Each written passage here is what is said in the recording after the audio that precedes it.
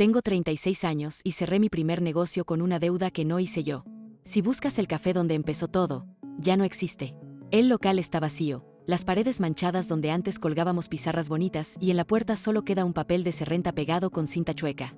Si alguien pasa por ahí piensa que fue otro negocio que no aguantó el año y ya. Lo que nadie ve es que el café no se murió solo por falta de clientes, se murió porque mi mejor amiga se llevó la caja, cobró por fuera usando mi negocio y me dejó como responsable en todos los papeles. Mi nombre es Claudia. Durante 10 años trabajé en oficina en un área administrativa de una empresa que nunca me valoró. Cambiaban de jefe cada cierto tiempo, pero todos tenían algo en común, pedían reportes a última hora y daban órdenes como si uno no tuviera vida fuera del edificio. Pasaba horas frente a una pantalla revisando números de extraños mientras hacía cuentas mentales de mis propios gastos. El sueldo apenas alcanzaba para casa, comida, escuela de mis 2 hijos y poco más. Yo siempre fui responsable. Ni un pago hice tarde. Por eso todos en la familia siempre me pedían prestado mis créditos para contratar servicios porque nadie más tenía el historial tan limpio. Básicamente les prestaba mi nombre. Por eso, cuando empecé a pensar en renunciar para tener algo propio, todo mundo me dijo que estaba loca. Mis papás decían que al menos en la oficina tenía seguro y aguinaldo, que hoy en día cualquiera daría lo que fuera por un empleo estable. Mis compañeros de trabajo se reían cuando hablaba de tener un negocio, decían que todos fantasean con eso pero pocos se atreven y que la mayoría termina regresando arrepentido. Aún así, cada vez que estaba atrapada en el tráfico de regreso a casa, pensaba que no quería seguir contando mi vida en quincenas. En medio de ese cansancio reapareció Marcela, mi amiga de la prepa. Siempre fue lo contrario a mí. Mientras yo sacaba buenas calificaciones y llevaba agenda, ella improvisaba, hablaba con todos y se inventaba 1000 formas de ganar dinero vendiendo cualquier cosa. Era la que organizaba rifas, vendía dulces, hacía pulseras, lo que fuera. Años después, cuando yo ya llevaba tiempo en la oficina, ella brincaba de un negocio pequeño a otro, nunca se quedaba más de un par de años en el mismo lugar, pero siempre traía una historia de éxito parcial que contar. Nos vimos un día en un café cualquiera del centro. Yo llegué todavía con ropa de oficina, con el gafete guardado en la bolsa. Ella llegó con tenis, blusa suelta y esa actitud relajada que siempre tuvo. Le conté que estaba harta del trabajo, de los cambios de jefe, de la presión. Ella escuchó un rato y luego me habló del sueño de tener un lugar nuestro, un café bonito donde la gente se sintiera cómoda, con postres saludables y comida muy instagrameable. Dijo que ella sabía vender y moverse en redes, que la gente le tenía confianza, que podía atraer clientes con facilidad, y que yo sabía de números, de papeles, de cosas que a ella le daban flojera. Que juntas éramos el equipo perfecto. Fue la primera vez que vi una salida real a mi vida godín. Empezamos a ver locales después de mi trabajo en la oficina. Había días en que salía casi corriendo para alcanzarla. Caminábamos por la zona que nos gustaba, tomábamos fotos de locales en renta, preguntábamos precios. Hacíamos números a medias, medio en serio medio jugando, imaginábamos menú, nombres de bebidas, decoración, pequeños eventos de lectura o música en vivo. Cada vez que hablábamos del plan, la idea de renunciar sonaba menos descabellada. Empecé a guardar listas de cosas que necesitaríamos, desde una cafetera industrial hasta cucharitas. Para que el plan fuera posible, yo tenía que renunciar, usar mi liquidación para arrancar y conseguir un crédito de apoyo. Esa parte la sabíamos desde el principio, pero no la mirábamos de frente, la tratábamos como un detalle que se resolvería después. Cuando por fin fuimos al banco quedó claro por qué me necesitaba. El ejecutivo se fijó en mi antigüedad, en mi comportamiento en tarjetas, en mi historial limpio, y prácticamente me vendió el crédito en 5 minutos. Me habló de montos, plazos y pagos mensuales mirándome solo a mí. A ella ni la volteó a ver, como si fuera acompañante. Yo pregunté si podíamos firmar las dos. No quería que todo quedara sobre una sola persona. El ejecutivo me dijo que era más sencillo manejar un solo titular, que el sistema estaba diseñado así, que para cualquier cosa interna entre socias podíamos hacer acuerdos privados. Marcela aprovechó ese discurso. Me dijo que era solo un trámite, que lo importante era la confianza, que sin mi historial no nos iban a dar nada. Me repitió que llevábamos años de conocernos, que si no confiaba en ella mejor no hiciéramos nada juntas. Remató con la frase que después me pesaría cada vez que veía una carta del banco. Si no confías en mí, entonces ¿para qué somos amigas? Yo quería ese cambio. Quería dejar de levantarme cada mañana para ir a la oficina a hacer ricos a otros. Quería demostrarme que podía construir algo propio antes de llegar a los 40. Y terminé cediendo. Firmé el crédito a mi nombre. Firmé el contrato del local a mi nombre.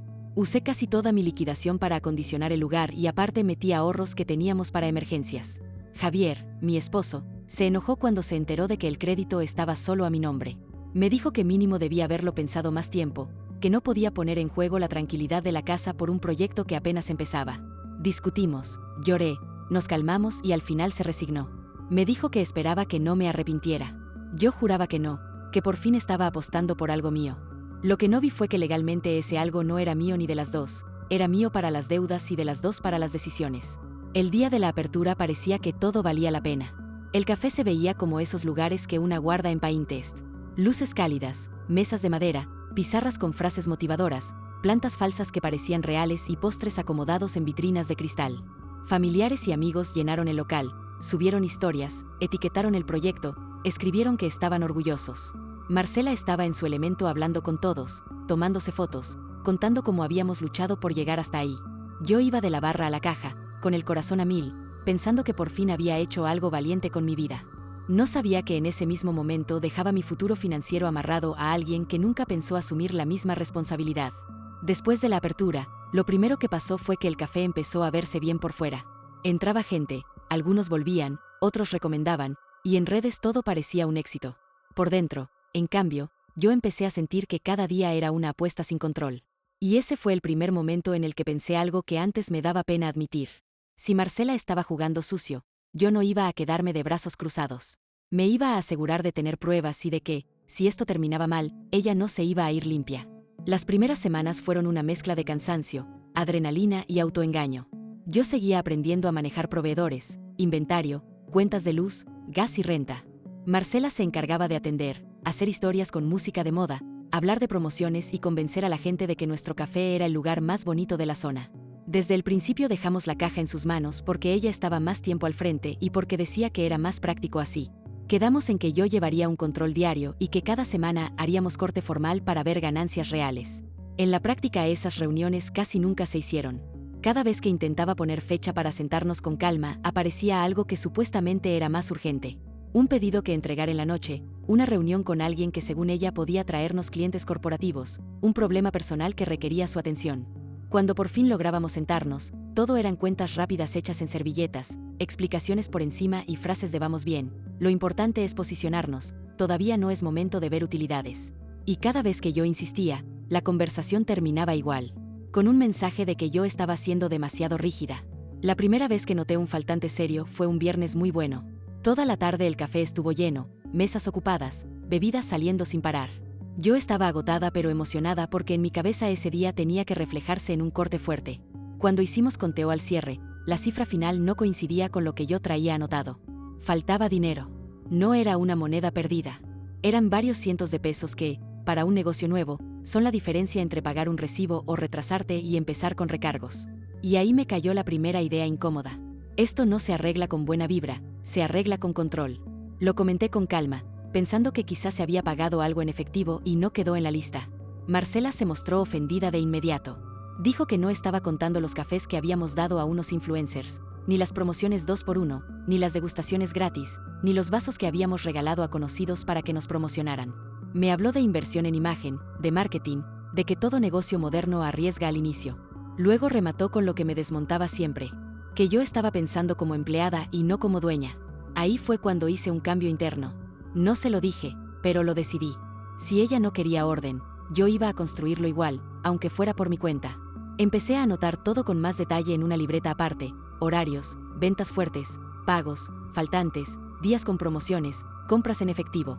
Y cada vez que algo no cuadraba, lo guardaba como registro, no como pleito. Me repetía que si un día tenía que defenderme, esas notas iban a ser mi salvavidas. Quien abrió los ojos más rápido fue mi hija. Un día se acercó con su celular mientras yo lavaba tazas en la parte de atrás y me mostró una cuenta en redes donde Marcela ofrecía mesas de café para eventos usando fotos del local y del menú. El problema era que en la descripción ponía su número personal y una cuenta diferente para los anticipos. No era la cuenta que habíamos abierto para el negocio. Le pregunté a mi hija cómo había llegado ahí. Me dijo que era sugerencia porque ella seguía la cuenta oficial del café y esta otra aparecía como relacionada. En ese momento no me ardió el orgullo. Me ardió el estómago. Porque si alguien estaba pidiendo anticipos, ese dinero tenía que estar entrando a algún lado. Y si no entraba a la caja, era porque entraba a otro bolsillo. Cuando enfrenté a Marcela con eso, respondió riéndose. Dijo que solo estaba probando el mercado, que aún no había cerrado nada grande, que era contenido para atraer curiosos. Aseguró que cuando saliera un evento fuerte, obviamente sería del café. Me pidió que no me pusiera paranoica, que confiara en ella, que no le cortara las alas. Volví a dejar pasar el tema, pero desde ese día cada vez que veía la caja sentía que no estaba viendo toda la foto. Empecé a notar detalles que antes ignoraba. Clientes que le escribían directo al celular mientras ella estaba en el local. Comentarios de gente diciendo te deposité como siempre. Y lo peor, momentos en los que ella se alejaba a contestar mensajes y volvía con una sonrisa de trato cerrado. Yo no tenía forma de demostrar nada todavía, pero las piezas empezaban a encajar demasiado bien. Mientras tanto los gastos seguían subiendo. El proveedor de café apuntaba todo a crédito, lo mismo el de pan y el de desechables. Cada cierto tiempo llegaba un estado de cuenta donde el nombre que aparecía no era el del café, era el mío, en letras grandes. Claudia. Ahí fue cuando empecé a dimensionar el riesgo. El crédito del banco era de varios cientos de miles y el pago mensual caía sí o sí, hubiera ventas o no. Los proveedores también. Y si faltaban 1,000 pesos en caja hoy, mañana podían faltar 10,000 en un evento. Yo no sabía que esa última frase iba a volverse literal en cuestión de días. El golpe fuerte llegó un martes cualquiera, de esos días en los que no esperas nada especial. Yo estaba acomodando inventario, contando bolsitas de café y revisando qué postres teníamos que encargar, cuando entró el proveedor principal con una cara que nunca le había visto. No traía charla amigable ni risas como otras veces, solo una carpeta en la mano y la mandíbula apretada. Preguntó por mí con nombre completo, se acercó a la barra y puso los papeles en la mesa con ese golpe seco que usan cuando ya están hartos.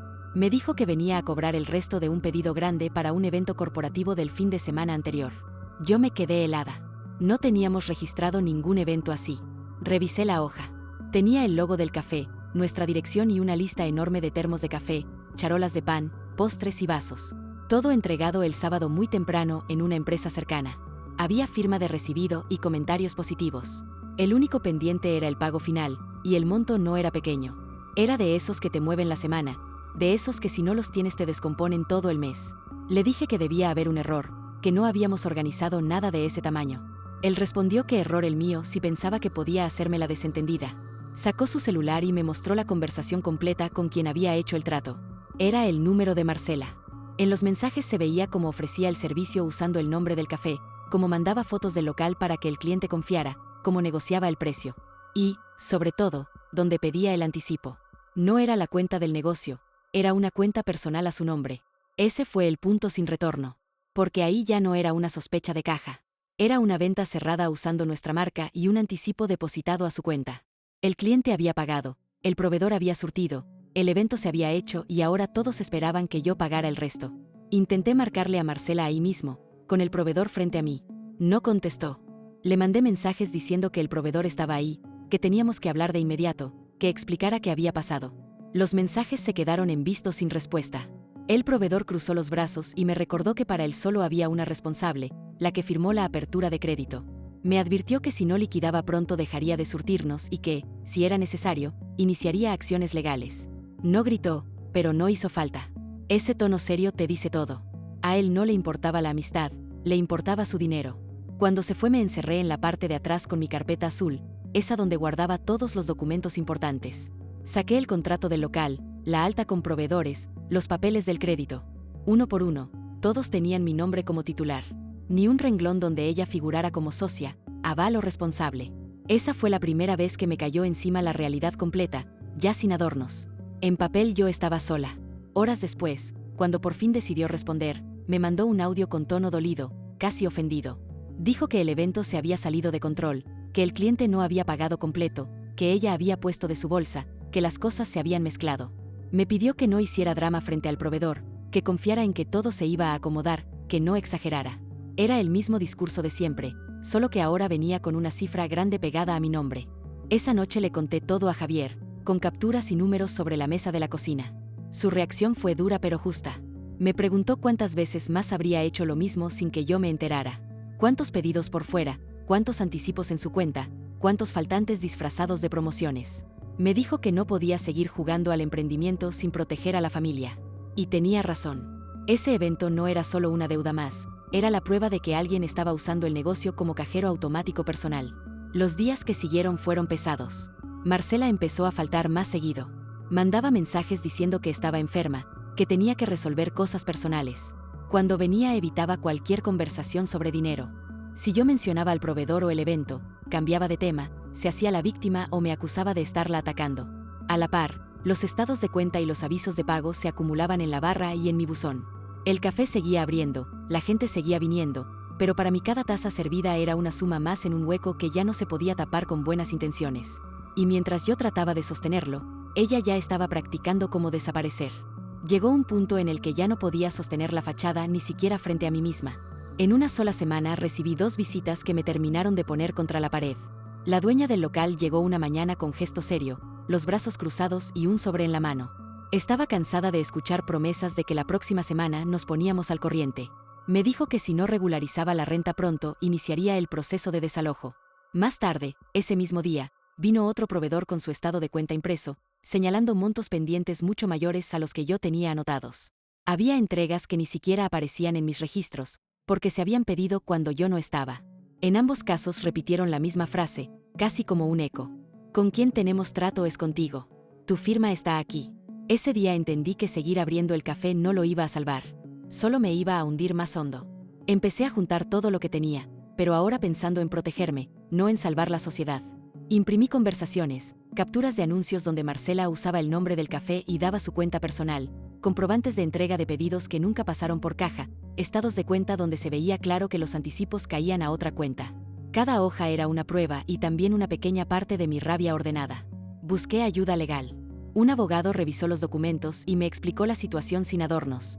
Si podía denunciarla por abuso de confianza y por usar el nombre del negocio para beneficio propio. Eso dejaría constancia de lo que hizo. Pero el crédito del banco y la deuda con proveedores seguirían siendo principalmente mi problema porque así estaba firmado. Podía pelear años, gastar dinero en proceso y aún así terminar pagando la mayor parte. Esa fue una realidad fea, pero era mejor verla de frente. Salí de ahí con una decisión distinta. No iba a seguir corriendo detrás de ella para que diera la cara.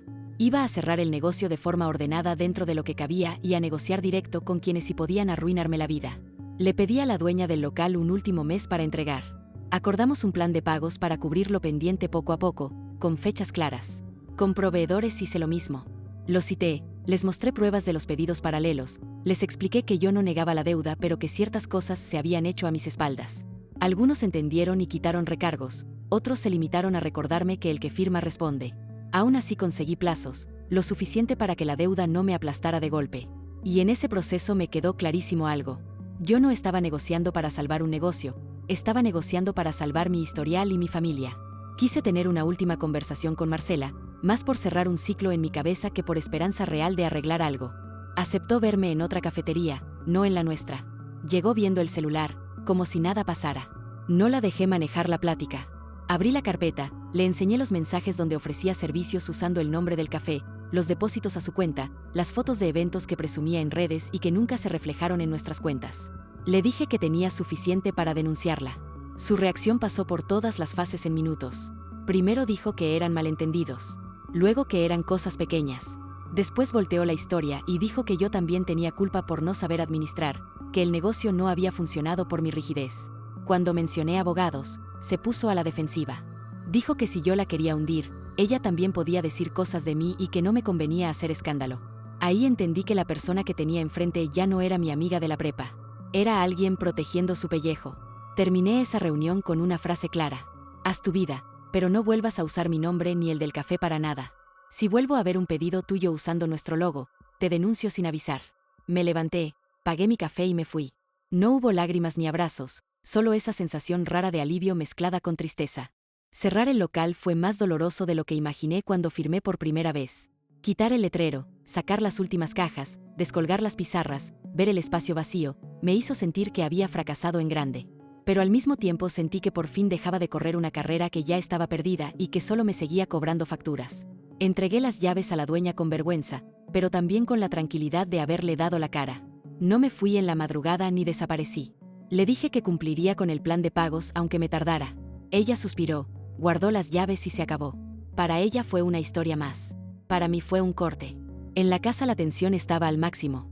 Javier estaba cansado del tema, agotado de ver números en rojo. Hubo discusiones fuertes. Me dijo que se sintió desplazado desde el inicio, que yo confié más en Marcela que en sus advertencias. Tenía razón. Yo también estaba enojada conmigo misma. Lo que cambió todo fue que dejé de justificarme. No culpé solo a ella, no le eché toda la responsabilidad al banco, acepté mis decisiones. Cuando Javier vio que no estaba buscando excusas, sino soluciones, empezó a cambiar el tono. Se sentó conmigo a revisar pagos, plazos y prioridades. Y aquí vino el golpe que sí se sintió para Marcela, aunque no fuera una escena de película. Con las pruebas que reuní, hice dos cosas. Primero, levanté un reporte formal con asesoría para dejar constancia de que usó el nombre del negocio para cobrar por fuera. Segundo, compartí con proveedores la evidencia de la cuenta a la que pedía anticipos y de los pedidos que no pasaron por caja. ¿Qué pasó con eso? Que varios proveedores la bloquearon de inmediato. Le cerraron la puerta. Con algunos clientes también se topó con pared porque el rumor se movió rápido en un círculo chico. La gente que te contrata eventos y te recomienda no quiere estar metida en problemas ni en pleitos de dinero. Y cuando ven capturas, dejan de creer en sonrisas. No la metí a la cárcel ni recuperé todo el dinero. Pero sí logré algo que para mí valía más en ese momento.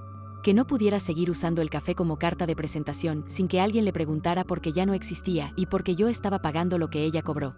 Para los gastos diarios tuve que regresar al mundo que había intentado dejar. Mandé currículums. Y me encontré con otra consecuencia del café. Mi historial ya no se veía tan bonito. Algunas empresas se echaron para atrás. Terminé trabajando con una contadora independiente, haciendo apoyo remoto. No era el gran sueldo, pero era algo fijo. Del café empezaron a llegar recuerdos en forma de mensajes. Clientes que preguntaban si seguiríamos vendiendo postres o café para eventos pequeños. Al principio respondía que no. Después lo pensé mejor. El problema nunca fue el producto. El problema fue cómo se manejó el negocio y con quién lo compartí. Empecé a aceptar pedidos chicos desde casa, con reglas claras. Todo pagado por adelantado, todo registrado. Nada de socios. Mis hijos me ayudaban con entregas y redes. Mientras tanto, supe por amigos en común que Marcela ya estaba en otro proyecto, hablando de libertad financiera. Algunos me preguntaron por qué no la perdonaba. Les respondí que perdonar no significa volver a meterla en mi vida, mucho menos cerca de mis cuentas. Hoy, tiempo después, sigo pagando ese crédito que firmé con tanta seguridad, pero ya no me ahoga como al principio. Los montos pendientes son más claros, los pagos están programados y poco a poco el saldo baja. No pude comprar casa como queríamos, no tengo un local en una esquina bonita con letrero iluminado, pero tengo algo que antes no tenía: claridad. Mi día a día es menos glamuroso que en las fotos de la apertura. Trabajo medio tiempo con la contadora, hago pedidos desde mi cocina, llevo una libreta donde anoto cada ingreso y cada gasto. Mi hija me ayuda con redes, mi esposo con entregas grandes cuando puede. No hay inauguraciones, pero tampoco hay estados de cuenta sorpresa ni proveedores esperándome en la puerta. La relación con Javier no quedó igual, pero se volvió más honesta. Ya no tomo decisiones grandes sin sentarme a hablarlo en serio. No para pedir permiso, sino para tener otra cabeza que no esté cegada por la emoción. Mis hijos vieron todo el proceso y eso también dejó una marca. Saben que emprender no es solo subir fotos bonitas y decir que eres tu propio jefe. Hay letras chiquitas, contratos y consecuencias. Si algo me dejó este desastre es una regla simple. La confianza se demuestra en cómo se reparten los riesgos, no solo las ganancias. Si alguien quiere ser tu socio pero te propone que todo quede a tu nombre porque tú tienes mejor historial, no es un halago, es una alerta. Si cada vez que pides claridad sobre el dinero te hacen sentir exagerada, ahí no es. Y si para sostener un proyecto tienes que poner en juego tu casa, tu historial y tu tranquilidad mientras el otro solo ofrece palabras bonitas, lo que estás construyendo no es un sueño, es una bomba de tiempo. Yo entendí esa lección tarde. Me costó un negocio, años de pagos y una amistad que resultó no ser tan amistad. Ojalá alguien la entienda antes de ver su nombre en un contrato que después nadie más reconoce como propio. Si alguna vez te encuentras firmando algo pensando que no pasa nada porque la otra persona es tu mejor amiga, recuerda mi historia. El banco no conoce la palabra mejor ni la palabra amistad. Solo ve la firma que aparece al final. Y en mi caso, esa firma era la mía y esa deuda también. Suscríbete para más historias reales. O si tienes alguna, envíala al contacto de la descripción.